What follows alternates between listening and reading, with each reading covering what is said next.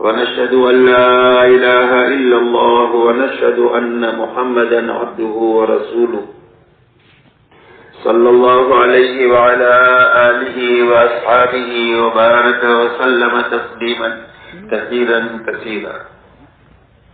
أعوذ بالله من الشيطان الرجيم. بسم الله الرحمن الرحيم.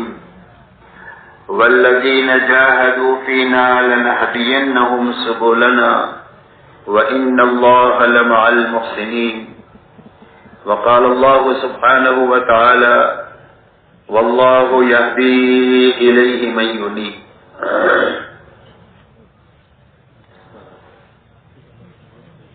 میرے محترم بزرگوں، دوستو، سمجھنے کی اور پوری امت اور انسانیت کو سمجھانے کی بات یہ ہے کہ روئے زمین پر بسنے والے ہر ایک مرد اور ہر ایک عورت کی دنیا اور آخرت کے بنانے کے لیے اللہ نے اپنے پاس میں دین اتارا ہے، اور اللہ نے اپنی سنت یہ جاری فرمائی ہے کہ جو کوئی بھی دینداری کے ساتھ جیے گا اور دینداری پر مرے گا، اللہ اس کی دنیا بھی اچھے سے اچھی بنائیں گے اور اس کی آخرت بھی اچھے سے اچھی بنائیں گے.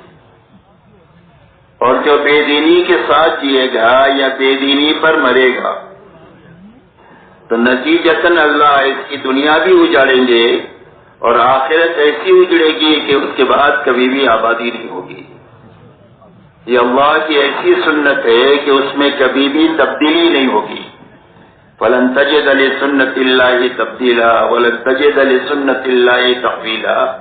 اللہ کی سنت کو کبھی بدلتا ہوا نہیں پائیں گے.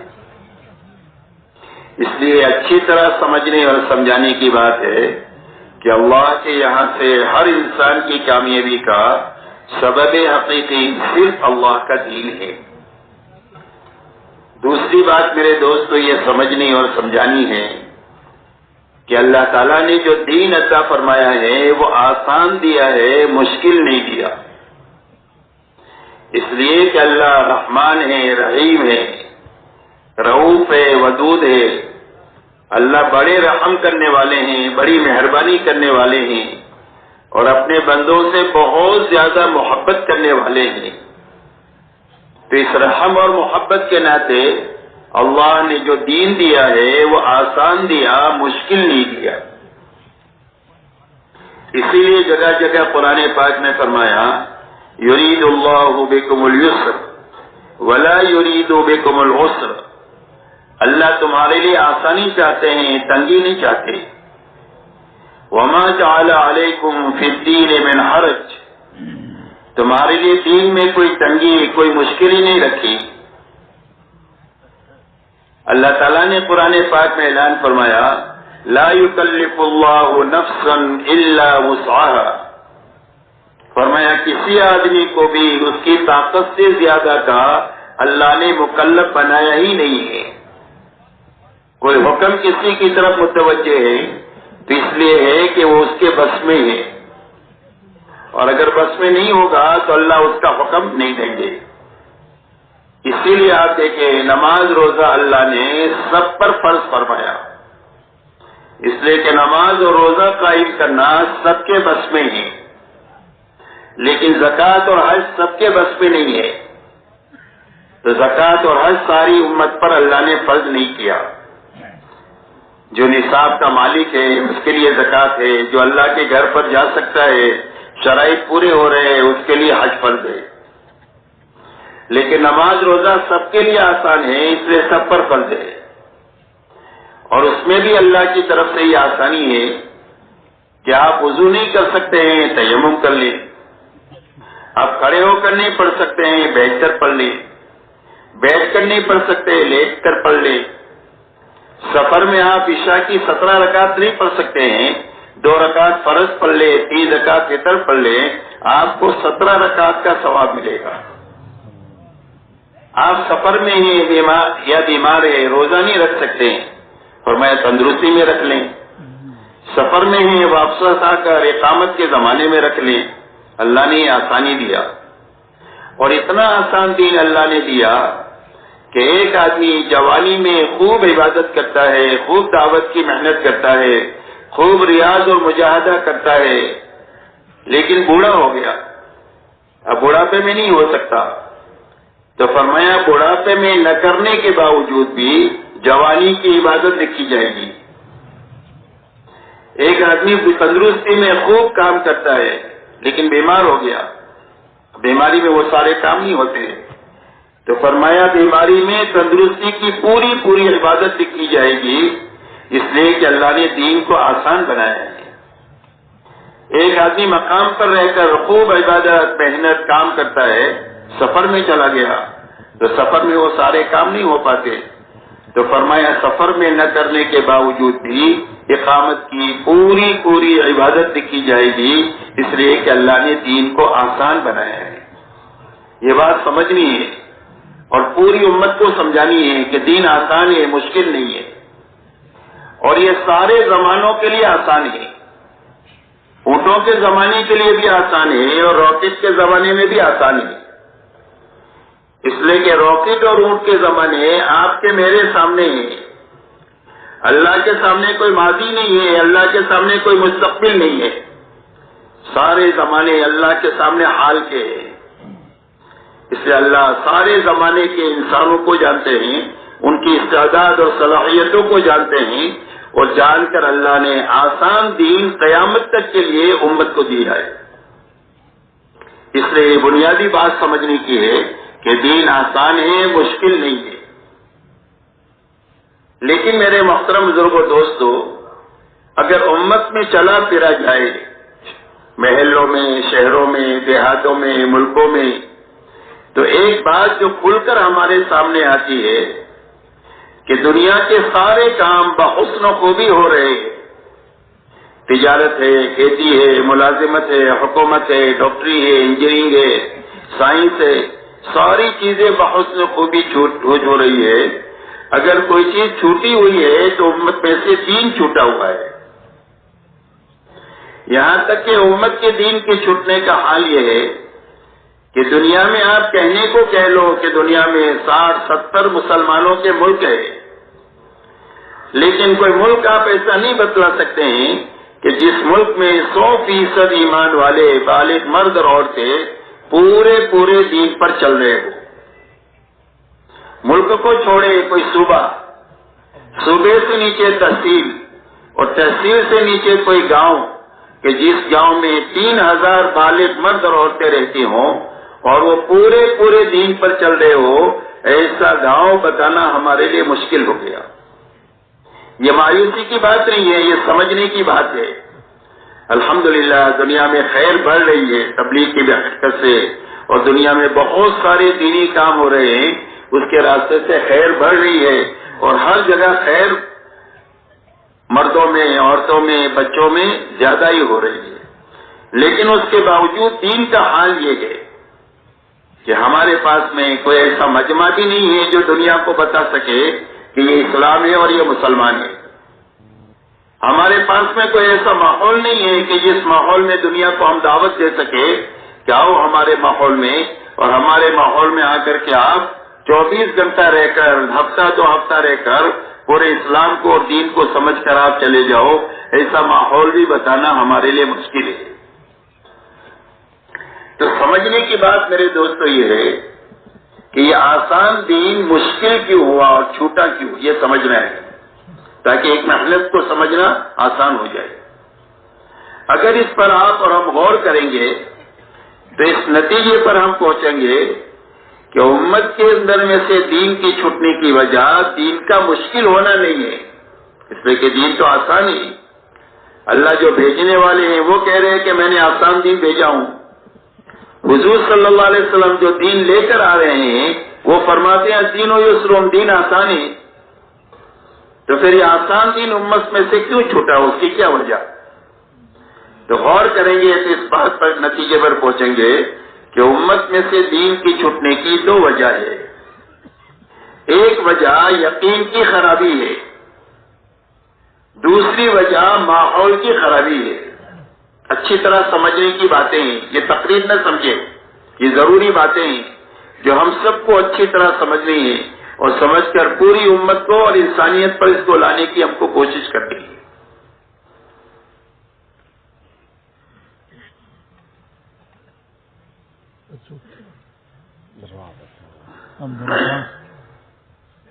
اس لیے کہ آدمی اپنے دین پر جو چلے گا اور دین جو آسان ہوگا وہ معلومات کی وجہ سے نہیں ہوگا اور وسائل کی وجہ سے دین آسان نہیں ہوگا. دین جو آسان ہوگا وہ یقین کی طاقت سے ہوگا. آدمی اپنے دین پر جو چلتا ہے وہ یقین کی طاقت سے چلتا ہے. جہاں تک معلومات کا تعلق ہے ہر مسلمان کو یہ معلوم ہے کہ 5 وقت کی نماز پڑھنا فرض ہے. ہر ایک کو معلوم ہے کہ سچ بولنا اچھی بات ہے، جھوٹ بولنا بری بات ہے. صدقہ دینا مال کے بڑھانے کا ذریعہ ہے، سود میں ہاتھ ڈالنا مال کے مٹنے کا ذریعہ ہے. یہ باتیں معلوم ہیں، حلال معلوم ہے، حرام معلوم ہے. ایسا ہی دین پر چلنے کے وسائل بھی ہے. ہر جگہ مسجد بھی ہے، مدرسہ بھی ہے، علماء بھی ہے، مفتیان کرام بھی ہے، ہر زبان میں دینی کتابیں بھی ہے. لیکن اس کے باوجود دین کا یہ حال ہے جو میں نے آپ کے سامنے بیان کیا. تو اس کی کیا وجہ ہے؟ اس کی وجہ صرف یہ ہے کہ دین معلوم بھی ہے، وسائل بھی ہے، لیکن اندر میں دین پر چلنے کی جو طاقت چاہیے اس طاقت کی کمی ہے. اور وہ طاقت آدمی کے اندر میں جو پیدا ہوتی ہے وہ 2 لائن کے یقین سے پیدا ہوتی ہے. ایک یقین تو اللہ کی ذات اور صفات کا، کہ آدمی کے دل کا یقین یہ بنے کہ اللہ اپنی ذات پہ بھی بڑھے اور صفات پہ بھی بڑھے. اللہ کتنے بڑے کہ دنیا کے جتنے سمندر ہیں وہ ساری روشنائی بنا دی جائے اور دنیا کے سارے درختوں کے قلم بنا دیے جائے اور سارے اولین اور آخرین، انس اور جن اور سارے فرشتے اللہ کی بڑائی کو لکھنا شروع کریں تو ساری روشنائی ختم ہو جائے گی، سارے قلم پورے ہو جائیں گے. اللہ اکبر، اللہ اس سے بھی بڑھے. اور اللہ اپنی صفات میں بھی بڑھے. اللہ پیدا کرنے والے بڑھے، اللہ مارنے والے بڑھے، اللہ حفاظت کرنے والے بڑھے، اللہ پالنے والے بڑھے، اللہ معاف کرنے والے بڑھے، اللہ پکڑنے والے بڑھے، اللہ کے ہر صفت بڑی. اس لیے سب سے پہلے ہر ایمان والے کا دل کا یقین یہ بنے کہ اللہ اپنی ذات میں بھی بڑھے، اپنی صفات میں بھی بڑھے. دوسرا یقین یہ بنے کہ اللہ نے جو وعدے کیے ہیں دین پر چلنے کے اور دین کے چھوڑنے پر اللہ کی طرف سے جو وعدے ہیں وہ حق ہے، وہ یقینی ہے. آسمان اپنی جگہ سے ہل سکتا ہے لیکن اللہ کا وعدہ خلاف نہیں ہو سکتا ہے، اور اللہ کی وعدے ہیں وہ وعدے جھوٹے نہیں ہو سکتے.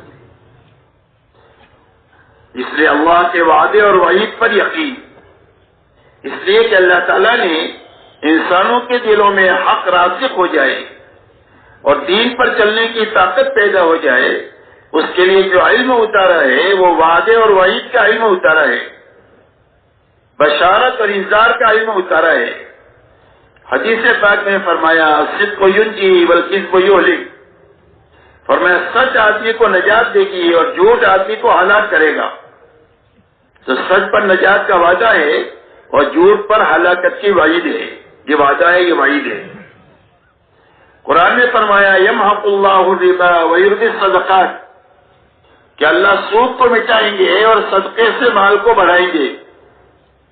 تو سود پر مال کے مٹانے کی وعید ہے اور صدقے پر مال کے بڑھنے کا وعدہ ہے. یہ وعدہ ہے، یہ وعید ہے. یہ 2 مثالیں میں نے آپ کی دیا. پورا قرآن اور حدیث وعدے اور وعید سے بھرا ہوا ہے.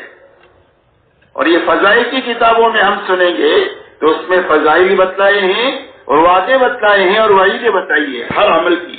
اس عمل کے کرنے کا یہ نفع ہے، اس کے چھوڑنے کا یہ نقصان ہے.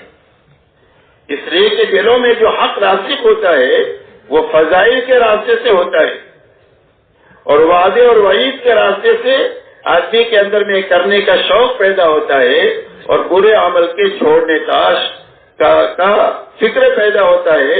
اس کے لیے راستہ وعدے اور وعید کا ہے. اسی لیے سارے نبیوں کو اللہ نے جو بھیجا ہے وہ بشیر اور نذیر بنا کر کے بھیجا ہے. سارے نبیوں کی یہ 2 صفتیں ہیں کہ وہ بشارتیں سناتے ہیں اور انجام کار سے آگاہ کرتے ہیں کہ یہ کرو گے تو یہ نفع ملے گا، اور یہ کرو گے تو یہ نقصان ہوگا دنیا میں بھی اور آخرت میں بھی. اس کو انذار کہتے ہیں, اس کو بشارت کہتے ہیں. اس سے میرے دوستو دین پر چلنے کے لیے سب سے پہلے یہ دو لائن کی طاقت چاہیے. ایک اللہ کی ذات اور صفات کا یقین, اور ایک اللہ کے وعدے اور وعید کا یقین.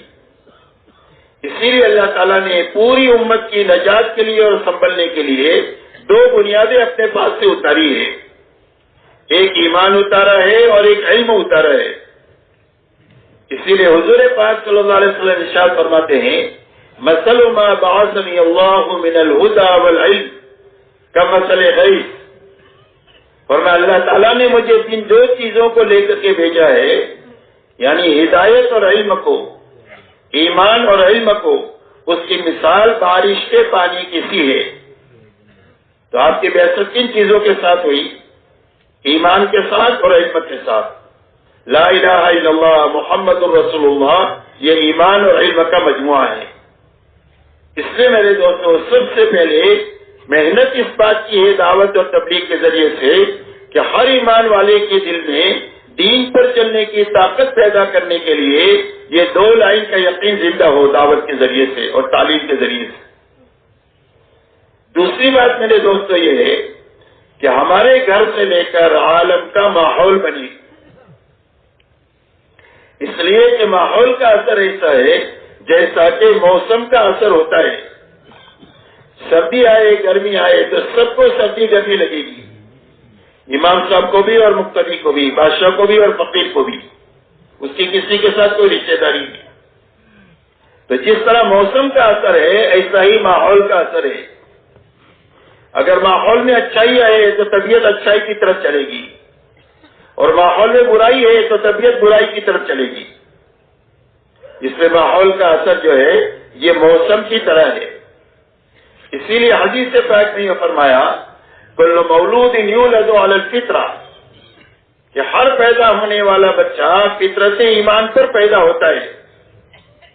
دنیا میں کوئی بھی بچہ کسی کے بھی گھر میں پیدا ہو جائے, اللہ اس کو بے ایمان بنا کر نہیں پیدا کرتے, بلکہ اس کو ایمان کی فطرت پر پیدا کرتے ہیں. اور بڑے سے بڑے ولی بننے کی استعداد رکھ کر اللہ اس کو دنیا میں بھیجتے ہیں, چاہے کسی بے ایمان کے گھر میں پیدا ہو جائے. لیکن جس ماحول میں یہ پیدا ہوا اس ماحول میں اس نے ایمان کے خلاف دیکھا, ایمان کے خلاف سنا, اور ایمان کے خلاف بولا, اور ایمان کے خلاف سوچا. یہ چار دروازے ہیں دل میں کسی چیز کے اتارنے کے لیے, صحیح غلط کے اتارنے کے لیے. تو جب اس نے چاروں دروازوں کو ایمان کے خلاف سنا اور استعمال کیا, تو جو اللہ نے فطرت ایمان پر اس کو پیدا کیا تھا, آہستہ آہستہ وہ فطرت ایمانی مست ہو گئی اور آدمی مجوسی بن گیا, مشرک بن گیا, کافر بن گیا. حالانکہ اللہ نے اس کو مشرک اور کافر نہیں پیدا کیا تھا, اس کو مومن پیدا کیا تھا. کہ بھائی بات سمجھ میں آ رہی ہے؟ ماحول کا اتنا زبردست اثر ہے کہ جو آدمی کی فطرت کو مست کر دیتا ہے. جس فطرت پر پیدا کیا تھا وہ مست ہو گئی ماحول کی وجہ سے. اسی مثال سے اس کو سمجھ سکتے ہیں کہ ایک عطار نے اپنی بیٹی کو چمڑے کے ویپاری کے یہاں دیا, تو عطار کے یہاں تو خوشبو ہی خوشبو, اور چمڑے کے ویپاری کے یہاں بدبو ہی بدبو. تو اس بچی نے اپنی ساس سے یہ کہا کہ اماں جان میں تو تمہارے ماحول میں جی نہیں سکتی, مر جاؤں گی چند دن میں, کل گھنٹوں میں مر جاؤ گی. تو اس کی ساس نے کہا بیٹی تھوڑی صبر کر لے, سب کام ٹھیک ہو جائے گا. ہفتہ 10 دن ہوئے تو اس لڑکی نے ساس سے کہنا شروع کیا کہ اماں آپ نے میری کرامت اور بزرگی دیکھی کہ جب میں تمہارے ماحول میں آئی تھی تو کتنی گندگی تھی, اور میرے آنے کی وجہ سے وہ ساری گندگی ختم ہو گئی. دیکھو یہ میری بزرگی کی علامت ہے. تو اس کی ساس نے کہا کہ گندگی نہیں ختم ہوئی, تیری سونگنے کی طاقت ختم ہو گئی. ماحول کا اتنا اثر ہے. اس لیے میرے دوستو دوسری بات ہم یہ چاہتے ہیں کہ دین ہمارے لیے آسان ہو جائے, ہماری عورتوں کے لیے, ہمارے بچوں کے لیے اور ہماری نسلوں کے لیے. تو دو چیز بنانی پڑے گی. ایک ہر آدمی کے اندر کا 2 لائن کا یقین بنانا پڑے گا, دوسرا اپنے گھر سے لے کر عالم کا ماحول بنانا پڑے گا. اس لیے کہ پورا عالم ابھی ایک محلے جیسا ہو گیا ہے، پورا عالم ایک محلہ جیسا، محلے کے ایک کونے پر کھڑے ہو کر آپ آواز دیں تو دوسرے کونے تک پہنچ جاتی ہے۔ ابھی دنیا کا حال یہ ہے کہ کوئی اچھائی کسی دنیا کے آخری کونے میں شروع ہوتی ہے تو چند سیکنڈ میں دنیا میں پھیل جاتی ہے، اور اگر کوئی برائی شروع ہوتی ہے تو چند سیکنڈ میں پوری دنیا میں پھیل جاتی ہے۔ دنیا اتنی چھوٹی ہو گئی، اس لیے ہمارے گھر سے لے کر عالم کا ماحول بیک وقت میں بننا چاہیے۔ اگر یہ دو چیز بنے گی تو پھر ہمارے لیے دین پر چلنا آسان ہو جائے گا، اور آسان نہیں ہوگا بلکہ دین پر چلنا لذیذ ہو جائے گا۔ اس لیے کہ دین پر چلنے میں جو لذت ہے دنیا میں اچھے اچھے کھانوں میں وہ نہیں ہے، اچھے اچھے بنگلوں میں، اچھی اچھی گاڑیوں میں اور اچھے اچھے راحت کے نقشوں میں وہ لذت نہیں ہے جو لذت اللہ نے حکم کے پورا کرنے میں رکھی ہے اور نافرمانی سے بچنے میں رکھی ہے۔ اس لیے اللہ والے فرماتے ہیں اہل اللیل فی لیلتہم الذ من اہل اللہ فی لاہوہم، اور اللہ والوں کو ان کی راتوں کے جاگنے میں اور گھنٹوں اللہ کے سامنے کھڑا ہونے میں اور اللہ کے سامنے آنسو بہانے میں وہ لذت محسوس ہوتی ہے جو کھیل کود والوں کو اپنے کھیل کود میں وہ لذت محسوس نہیں ہوتی۔ اس لیے اللہ نے دین میں لذت بھی رکھی ہے، آسانی بھی رکھی ہے، لیکن اس وقت میں ہوگی جب کہ یہ ہمارا یقین بنے اور بیک وقت میں ہمارے گھر سے لے کر عالم کا ماحول بنے۔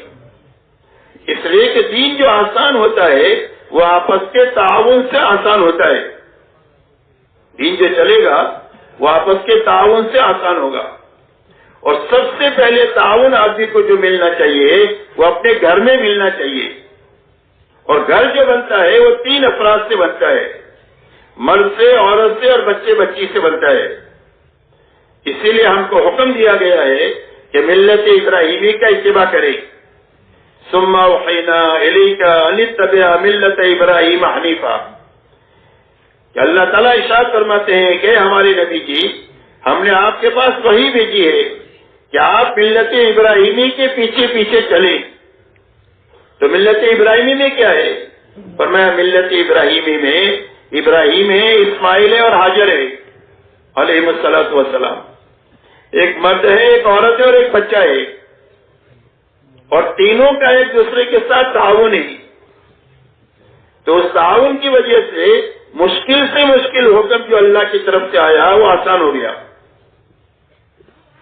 آپ یہ بتائیں ایک بیوی اور بچے کو موت کے منہ میں چھوڑ کر جانا آسان ہے کہ مشکل ہے؟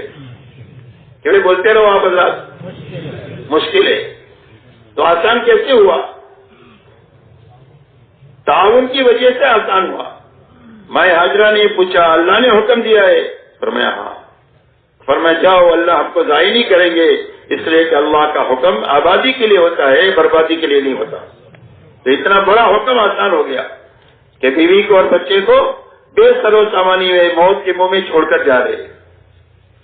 حضرت ابراہیم علیہ السلام کو حکم ہوا کہ اپنے بیٹے اسماعیل کی قربانی دے، کہ وہ بیٹے کو قربان کرنا آسان ہے کہ مشکل ہے؟ تو مشکل کام آسان کیسے ہوا؟ حضرت ابراہیم علیہ السلام نے اپنے بیٹے سے یہ کہا کہ اے بیٹے اسماعیل، میں تجھے دیکھ رہا ہوں کہ میں تجھے ذبح کر رہا ہوں۔ تو اسماعیل علیہ السلام نے فرمایا یا ابت افعل ما تؤمر ستجدنی انشاء اللہ من الصابرین، ابا جو حکم اللہ آپ کو دے رہے ہیں وہ آپ کر گزریے، آپ مجھے صبر کرنے والا پائیں گے۔ اس لیے کہ جان اللہ ہی کی دی ہوئی ہے اور اللہ ہی پر لگانے کے لیے دی گئی ہے، اس لیے اللہ پر لگاتے ہوئے چلی جائے تو کام ہو گیا، اور حکم پورا کرتے ہوئے بچ گئی تو کام ہو گیا۔ اس لیے آپ تو اپنا حکم پورا کریں۔ تو اتنا بڑا حکم آسان ہو گیا تعاون کے راستے سے۔ اس لیے دین ہمارے لیے آسان جو ہوگا وہ ہمارے تعاون کے راستے سے آسان ہوگا، کہ سب سے پہلے ہمارے گھر کا ماحول بننا چاہیے، گھر میں جتنے افراد ہیں وہ دین کے لیے معاون بننا چاہیے، دین کے مخالف نہیں ہونا چاہیے۔ پھر ہمارے محلے کا ماحول بننا چاہیے، اس لیے کہ اپنے بیٹے کے لیے بہو کہاں سے لائیں گے؟ کہ بھائی ماحول میں سے تو لائیے۔ اپنی بیٹی کو کہاں بھی آئیں گے؟ ماحول میں بھی آئیں گے۔ تو ماحول میں دینداری آنی چاہیے، تاکہ میری بیٹی کا دین سلامت رہے، میرے گھر میں جو بہو آئے وہ دیندار آئے تاکہ میرے گھر کے بنے بنائے ماحول کو بگاڑ لگے. اسی کے ساتھ آپ کاروبار کہاں کریں گے؟ گھر میں بیٹھ کر کریں گے؟ بازاروں میں کریں گے آپ؟ تو بازاروں میں بیک وقت میں دین آنا چاہیے. جب سارے امانت دار ہوں گے تو کاروبار کرنا آسان ہو جائے گا، اور سارے بے ایمانی کے ساتھ کاروبار کریں گے تو ایک آدمی کے لیے دینداری کے ساتھ امانت داری کے ساتھ کاروبار کرنا مشکل ہو جائے گا.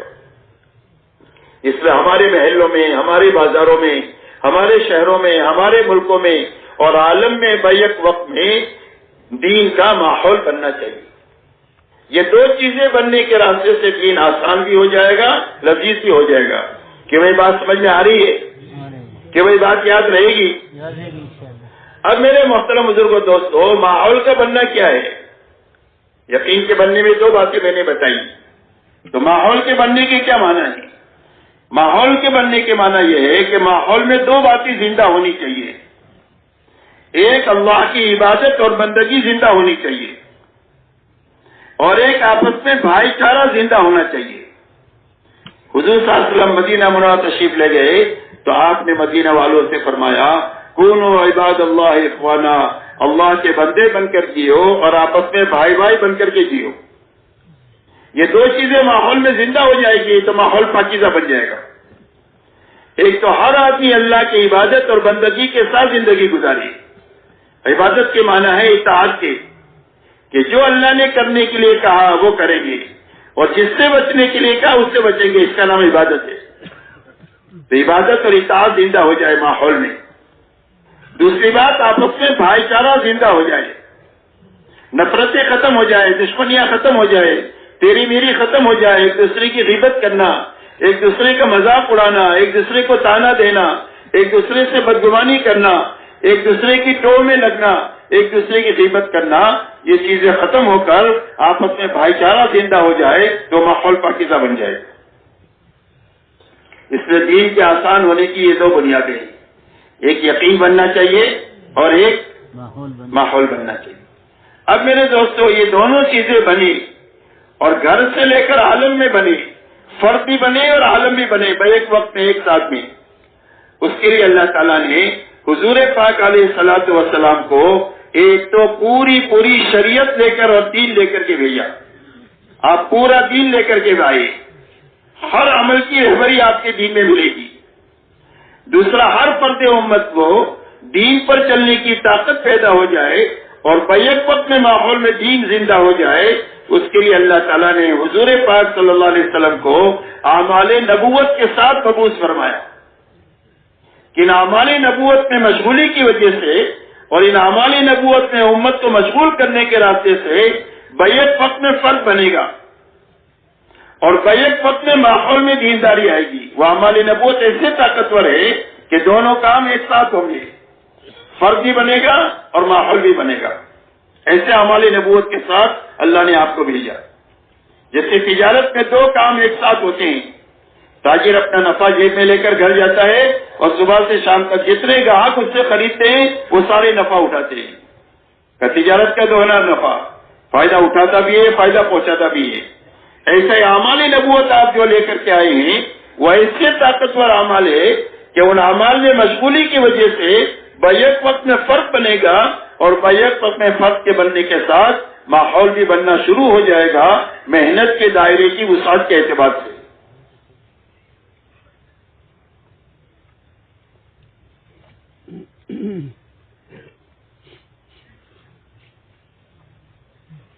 ان اعمال نبوت میں سب سے پہلا عمل جو ہے وہ دعوت اللہ ہے.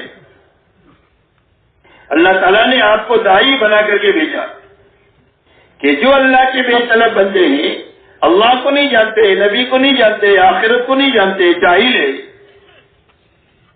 ان میں جا کر کے آپ ان کو اللہ کا تعارف کرائیں.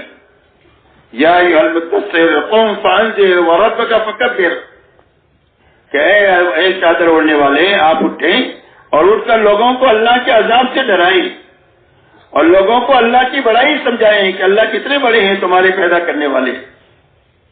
تو حضور صلی اللہ علیہ وسلم کو سب سے پہلا کام دیا گیا دعوت کا کہ بے طلب بندوں میں بے غرض بن کر آپ پھریں اور پھر کر کے ان کو سب سے پہلے اللہ کا تعارف کرائیں کہ اللہ کتنے بڑے ہیں اور اللہ کی صفات کتنے بڑے ہیں، اللہ کی شانیں کیا ہے، یہ آپ انسانوں کو تعارف کرائیں۔ دوسری بات، انسانوں کو یہ سمجھائیں کہ اتنے بڑے اللہ کو اپنے ساتھ لینے کا کیا راستہ ہے۔ اللہ کو ساتھ لینے کا راستہ ملک و مال کا نہیں ہے، ڈگری اور عہدوں کا نہیں ہے، بلکہ اللہ کو ساتھ لینے کا راستہ اللہ کے حکموں پر عمل کرنا ہے اور نافرمانی سے بچنا ہے۔ اس لیے ان کو وعدے اور وحی سنائیں کہ اللہ کے حکم پر عمل کریں گے تو یہ نفع ہوگا، حکم توڑیں گے تو یہ نقصان ہوگا۔ یہ دو باتیں۔ تیسری بات، انسانوں کو یہ سمجھاؤ کہ جب اللہ کے حکم کو پورا کر لو گے اور اللہ کی نافرمانی سے بچ جاؤ گے تو اللہ تمہاری آخرت بنا دیں گے۔ جو تمہاری آخرت اصل زندگی ہے، جہاں خرب سال تک تم کو رہنا ہے، کبھی تمہاری زندگی ختم نہیں ہوگی، وہ اصل تمہاری زندگی ہے، یہ انسانوں کو سمجھاؤ۔ اس لیے سارے نبی سب سے پہلے دعوت کے ساتھ ان کی بعثت ہوتی ہے، اور دعوت میں یہ تین بنیادیں ہیں، توحید ہے، رسالت ہے اور آخرت ہے۔ اللہ سمجھانا، حکموں پر چلنے کا نفع، بے حکمی کا نقصان سمجھانا اور آخرت سمجھانا، یہ پہلی بنیاد ہے دعوت کی۔ دوسرا، آپ کو اللہ تعالیٰ نے تعلیم کے ساتھ بھیجا۔ آپ فرماتے ہیں بعثت معلماً، اللہ نے مجھے معلم بنا کر کے بھیجا ہے۔ تو دعوت کے راستے سے آدمی میں طلب پیدا ہوگی، اب اس کو دینے کا راستہ تعلیم کا ہے کہ اس کو تعلیم کے حلقوں میں بٹھا کر کے اللہ کے حکموں سے زندگی بننے کا یقین پیدا کرنے کے لیے اتنا سناؤ کہ یقین بن جائے کہ زندگی ملک و مال سے نہیں بنے گی، حکم پر عمل کرنے سے بنے گی، اور حکم توڑنے کے راستے سے زندگی اجڑے گی، یقین بن جائے۔ اس کے لیے دوسرا عمل آپ کو دیا گیا، وہ تعلیم دی گئی کہ آپ کو اللہ نے داعی اور معلم بنا کر کے دنیا میں بھیجا۔ تیسرا، آپ کو حکم دیا گیا اللہ کے سامنے کھڑا ہونے کا، یا ایھا المزمل قم اللیل الا قلیلا، اے چادر اوڑھنے والے، رات کو آپ ہمارے سامنے کھڑے رہیں، آدھی رات کچھ زیادہ کچھ کم ہمارے سامنے کھڑے رہیں، ہماری عبادت میں لگے اور ہماری رحمت کو اللہ کے بندوں کی طرف متوجہ کرانے میں لگے۔ تو حضور صلی اللہ علیہ وسلم کو تیسرا عمل جو دیا گیا وہ ذکر اور عبادت کا دیا گیا کہ اللہ کا ذکر اتنا کرے کہ اللہ تعالیٰ کو پسند آ جائے اور اطاعت زندہ ہو جائے اپنے میں اور امت میں، اور عبادت کی اتنی کثرت کرے کہ آپ کے پیروں پر ورم آ جائے، اتنی عبادت کی کثرت آنے کی۔ تو ذکر اور عبادت، اور ذکر کہتے ہیں عمل کو، کہ جو آپ نے سنا ہے اس پر عمل کیا تو ذکر ہو گیا۔ فرمایا کل مطیع ذاکر، فرمایا جو اطاعت کرنے والا ہے وہ ذاکر ہے، جو سنا ہے اپنے تعلیم کے حلقے میں اس پر عمل کرنا ذکر ہے۔ ایک آدمی راستہ چل رہا ہے اور آنکھیں اپنی نیچی کر کے چل رہا ہے تو ذاکر ہے، ایک آدمی کے ہاتھ میں تسبیح ہے اور حرام دیکھ رہا ہے تو یہ غافل ہے۔ تو ذکر کی حقیقت کیا ہے؟ اطاعت ہے۔ تو آپ کو اللہ تعالیٰ نے ذکر اور عبادت کے ساتھ بھیجا، اور آپ کو اللہ نے اخلاق کے ساتھ بھیجا۔ آپ فرماتے ہیں بعثت لأتمم مکارم الاخلاق، کہ اللہ نے میری بعثت اس لیے کی ہے کہ میں انسانوں کو یہ سمجھاؤں کہ اخلاق کی بلندی کس کو کہتے ہیں، اس لیے کہ پوری دنیا اغراض سے بھری ہوئی تھی، اخلاق کا کہیں نام و نشان ہی نہیں تھا۔ تو آپ نے اخلاق کی بلندی انسانوں کو سمجھائی کہ ظالموں کے ساتھ کیا سلوک کیا جاتا ہے، مارنے والوں کے ساتھ کیا سلوک کیا جاتا ہے، برا بھلا کہنے والوں کے ساتھ کیا سلوک کیا جاتا ہے۔ حضور صلی اللہ علیہ وسلم نے اخلاق کی وہ بلندی عطا فرمائی کہ اللہ نے قرآن میں آپ کے بارے میں فرمایا انک لعلی خلق عظیم، آپ کو تو ہم نے بہت بڑے اخلاق کے ساتھ دنیا میں بھیجا ہے۔ اس لیے آپ کو اللہ تعالیٰ نے دعوت ہے، تعلیم ہے، ذکر اور عبادت اور اخلاق اس کے ساتھ بھیجا۔ آپ ان اعمال میں لگتے ہوئے آپ نے امت کے ہر فرد کو ان اعمال نبوت میں لگایا۔ حضور صلی اللہ علیہ وسلم کے زمانے میں ہر ایمان والے میں تین چیزیں ایک ساتھ پائی جاتی تھی: دعوت، علم اور ذکر۔ دعوت، علم اور عمل کس کے ساتھ؟ کہ کچھ لینے کے ساتھ نہیں، لگانے کے ساتھ، خدمت کرتے ہوئے اخلاق کے ساتھ لوگوں کو لگاتے ہوئے ان اعمال میں لگیں گے۔ اور ان اعمال میں پوری امت کو لگایا گیا، اور اس کے لگنے اور لگانے کے لیے دو میدان تجویز کیے امت کے لیے۔ ایک میدان نقل و حرکت کا، ایک میدان مقامی محنت کا، ایک ہجرت سے مشابہ ہے، ایک نصرت سے مشابہ ہے. اور آپ نے دو ہی جماعت بنائی، تیسری کوئی جماعت نہیں ہے، یا تو مہاجرین ہے یا انصار ہے. اور قیامت تک اللہ کی رضا مہاجرین اور انصار کے ساتھ ہے اور ان کے پیچھے پیچھے چلنے والوں کے ساتھ ہے. والسابقون الاولون من المهاجرين والانصار والذين اتبعوهم باحسان رضی اللہ عنہ ورضوا عنہ. فرمایا سابقین اولین مہاجر اور انصار میں کے، اور جو ان کے پیچھے پیچھے اخلاص کے ساتھ میں چلا، فرمایا اللہ ان سے بھی راضی ہو گیا اور پیچھے چلنے والوں سے بھی اللہ راضی ہو گیا. اس لیے آپ نے ان اعمال میں پوری امت کے لگانے کے لیے دو میدان تجویز فرمائے. ایک نقل و حرکت کا کہ امت پھرے دنیا میں اور اپنی جان اور مال کو لے کر پھرے.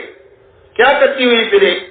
صرف پھرنے کے لیے نہیں ہے، بلکہ پھرنا دعوت کے ساتھ پھرنا، لوگوں کو اللہ کی طرف بلاتے ہوئے پھرنا، اللہ کے تعارف کراتے ہوئے پھرنا، دین کو سیکھتے ہوئے پھرنا اور دین کو سکھاتے ہوئے پھرنا، اپنے دین پر عمل کرتے ہوئے پھرنا اور اپنی جان مال سے اللہ کے مخلوق کو راحت پہنچاتے ہوئے پھرنا.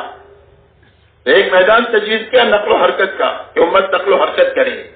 مکی میں زندگی میں انفرادی نقل و حرکت ہے، مدنی زندگی میں اجتماعی نقل و حرکت ہے. مکی زندگی میں انفرادی نقل و حرکت ہے اور مدنی زندگی میں اجتماعی نقل و حرکت ہے. آپ 25 سے زیادہ سفر آپ نے فرمائی اور اپنے صحابہ سے تقریباً بے سر و سامانی میں 150 سفر کرائے. صحابہ کا حال یہ ہے کہ پوری سب بھوک کی وجہ سے گر جا رہی ہے. کپڑوں کی کمی اتنی ہے کہ ایک دوسرے کی اوٹ پہ بیٹھتے ہیں کہ سطر کھل نہ جائے. سواریوں کی اتنی کمی ہے کہ ایک ایک سواری پر 10 سوار بھاری بھاری سوار ہوتے ہیں، پیدل چلتے ہیں، پیر پھٹ گئے چتڑے باندھ کر کے چل رہے. پانی کی اتنی کمی ہے کہ اونٹ کی اوج نچوڑ کر کے اپنے گلوں کو تر کیا ہے. اس میں سر و سامانی میں اجتماعی نقل و حرکت کے لیے آپ نے صحابہ کو 150 مرتبہ مدینہ چھڑایا ہے. اس لیے میرے دوستو ایک نقل و حرکت پوری امت کے لیے کہ امت پھرے.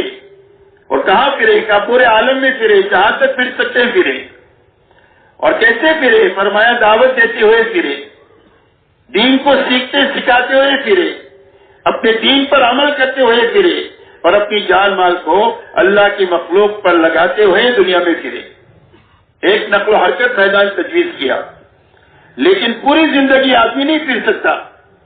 اللہ ہی نے ماں باپ کی ذمہ داری دی ہے، اللہ ہی نے بیوی بچوں کی ذمہ داری دیا ہے، تو اس کے لیے آپ کو کمانا بھی پڑے گا، لگنا بھی پڑے گا، خرچ کرنا بھی پڑے گا اور کمانا بھی پڑے گا اور اس کو پورا کرنے کے لیے وقت بھی دینا پڑے گا.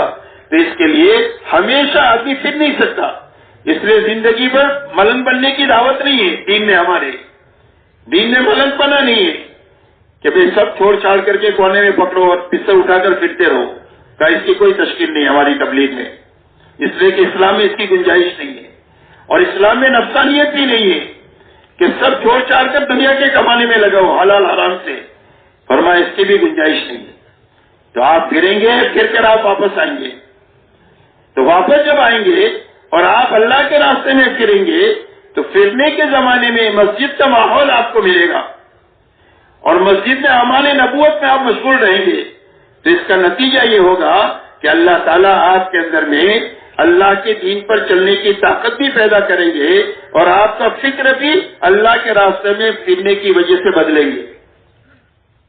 لیکن جب آپ واپس آئیں گے اور واپس آنے کے بعد میں اپنے گھر اور مقام پر آپ کو یہ ماحول نہیں ملے گا اور یہ اعمال بھی نہیں ملیں گے تو ماحول سے متاثر ہو کر کوئی خوبی زندگی میں آئی ہے یا ماحول کی بگاڑ کی وجہ سے وہ خوبی آہستہ آہستہ یا تو کم ہو جائے گی یا ختم ہو جائے گی. اس لیے کہ ماحول کا اثر میں نے بتایا ایسا ہے جیسا کہ موسم کا اثر ہے. ایک لوہے کا ٹکڑا ہے، آپ نے تندور میں ڈالا تو پہلے ٹھنڈا تھا اور کالا تھا، اب تندور میں یہ لال ہو گیا اور یہ گرم ہو گیا. اب آپ اس کو ٹھنڈی جگہ میں رکھیں گے 2-4 گھنٹے کے لیے تو کیا ہوگا؟ اس لوہے کے ٹکڑے کا کیا ہو جائے گا بھائی؟ ٹھنڈا بھی ہو جائے گا اور کالا بھی ہو جائے گا، اپنی اصلیت پر لوٹ جائے گا. اگر ہم یہ چاہتے ہیں کہ یہ کالا ہی کالا نہ رہے بلکہ گرم رہے اور یہ لال رہے تو اس کا کیا راستہ؟ ایک راستہ یہ ہے کہ یہ تندوری میں رہے، لیکن یہ تو ہو سکتا نہیں ہے کہ پوری زندگی تبلیغ میں پھرے، تو واپس تو آنا ہی ہے۔ تو دوسرا راستہ یہ ہے کہ ایک تندور سے نکال کر دوسرے تندور میں آپ رکھ دو، اور دوسرا تندور جو ہے وہ مقامی کام ہے۔ جب مقامی کام میں آدمی اپنے آپ کو لگا دے گا واپس آنے کے بعد میں، اور ماحول کے بنانے کی محنت میں لگ جائے گا اور اعمال کو زندہ کرنے کی محنت میں لگ جائے گا، تو یہ ٹھنڈا بھی نہیں ہوگا اور یہ کالا بھی نہیں ہوگا، بلکہ جو ترقی نکلنے کے زمانے میں ہوتی تھی وہی ترقی اس کو مقام پر ہوتی رہے گی، بلکہ زیادہ ہوگی اس کی ترقی۔ اس لیے کہ نکل کر کام کرنا آسان ہے کہ وہ جماعت پہ نکلنے میں مجاہدہ کیا ہے؟ صرف آپ کا لاہور کا ایئرپورٹ چھوڑنا یہ مجاہدہ ہے بس، یا کراچی کا ایئرپورٹ چھوڑنا یہ مجاہدہ ہے، اور جہاں آپ نے ایئرپورٹ چھوڑ دیا